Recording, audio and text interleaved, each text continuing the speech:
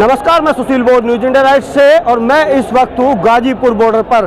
किसान आंदोलन की बात करूंगा यहाँ पर। और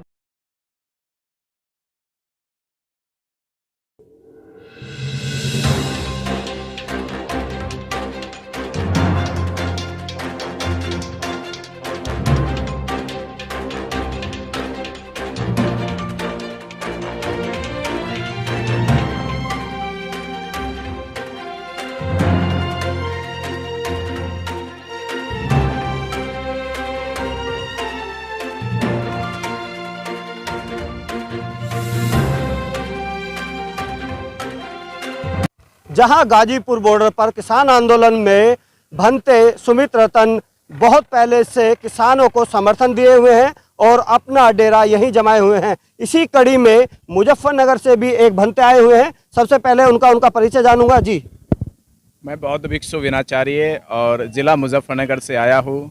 जैसे देश में पहले से ही आंदोलन चल रहा है, आज 70 दिन से लगभग दिन हो चुके हैं, तो बौद्ध भिक्षु यहाँ सुमित रतन जी पहले ही अब यहाँ अपना टेंट लगाकर किसानों के समर्थन में बैठे हुए हैं।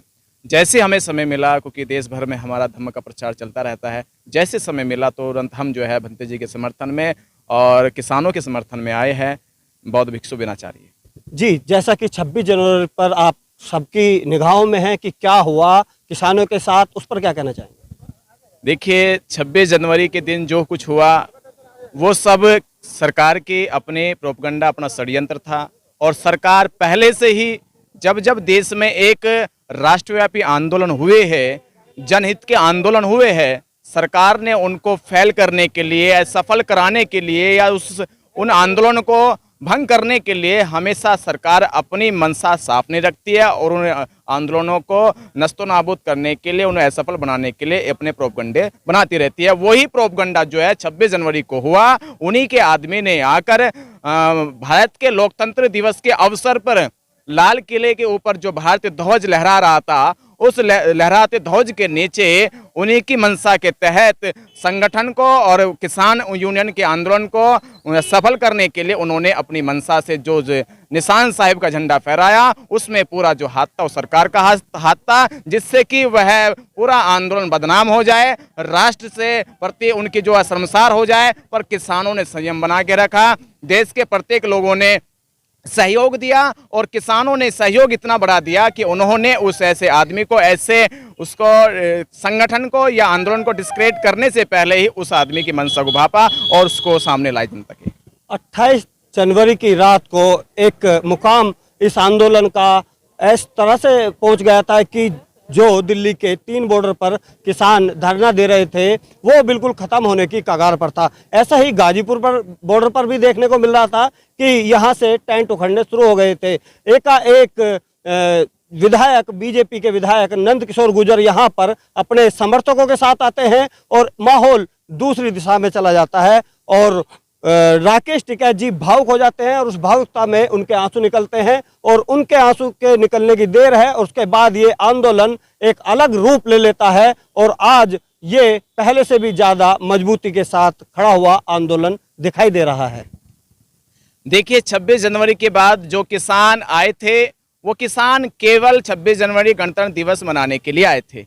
जो लोग आंदोलन में शामिल थे वो उस दिन भी शामिल थे, वो आज भी शामिल है, वो 26 जनवरी से पहले भी शामिल थे। जो लोग जा रहे थे वो 26 जनवरी के परेड के लिए आए थे। सरकार ने माना, सरकार को समझ में यह आया कि किसान वापस जा रहा है। किसान वापस नहीं गया था, किसान उसी वहीं समय था, पर सरकार ने अपने प्रशासन का दुरुपयोग करते हुए अंधेरी रात में किसानों पे जो हमला किया उसकी पूरे देश ने निंदा करी। जो सरकार को उसे गलत ठहराया कि सरकार को ऐसा नहीं करना चाहिए था। सरकार ने जिस तरह से मीडिया, गोदी मीडिया का सहारा लेके देश के अंदर भ्रांतियां फैलाई, उस भ्रांतियों के चलते गाजीपुर बॉर्डर पे राकेश टिकैत जी भावुक हुए। उनको लगा कि यहाँ किसानों के ऊपर मारपीट हो रही है, मारपीट की जा रही है। उन्होंने जनता से अपील करी कि ये आंदोलन टूटना नहीं चाहिए, रुकना नहीं चाहिए। और जिस तरह से राकेश टिकैत जी की अपील के बाद जिला मुजफ्फरनगर में अगले दिन लाखों की संख्या ने महापंचायत करी। उस महापंचायत का असर ये हुआ कि आज की तारीख में गाजीपुर बॉर्डर के ऊपर बैठे किसानों की जो संख्या आज 10 गुनी हो चुकी है और दिल्ली के तमाम उन बॉर्डरों पे संख्या बढ़ती जा रही है। सरकार ये समझ ले कि किसान अभी यहाँ से गया नहीं है, जब तक बिल वापस नहीं तब तक घर वापसी नहीं होगी। इस मंशा से सरकार के हिलाने के लिए, सरकार को झुकाने के लिए किसान आया है। आगे की रणनीति क्या रहेगी किसानों की, और सरकार से क्या मांग करना चाहते हैं?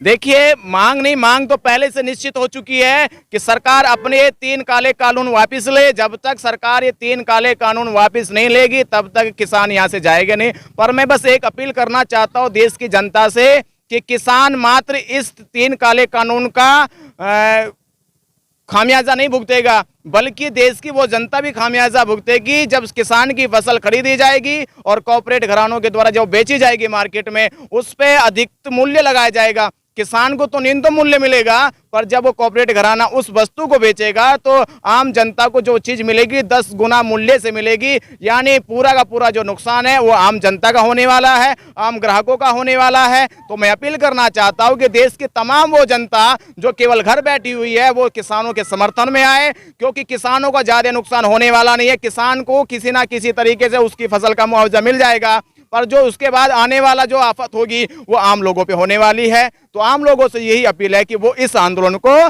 किसान आंदोलन नहीं, जन आंदोलन बनाकर सरकार को मजबूर करे, और सरकार ये 3 काले कानून वापस लेगी जब पूरी देश की जनता किसानों के साथ खड़ी हो। ऐसा पहली बार नहीं है जब किसी ने ये बात कही हो कि इस काले कानूनों का जो नुकसान होगा वो आम जनता का होगा, शोषित वर्ग और जो मजबूर और मजदूर वर्ग है उसका होगा।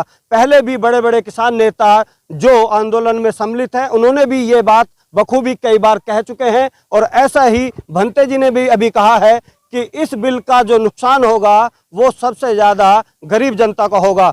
तो अपील की है भंते जी ने कि गरीब जो जनता है, जो शोषित पीड़ित वर्ग है, वो इस आंदोलन में किसानों के साथ आए और इन काले कानूनों को वापस लेने में किसानों के साथ खड़ा हो।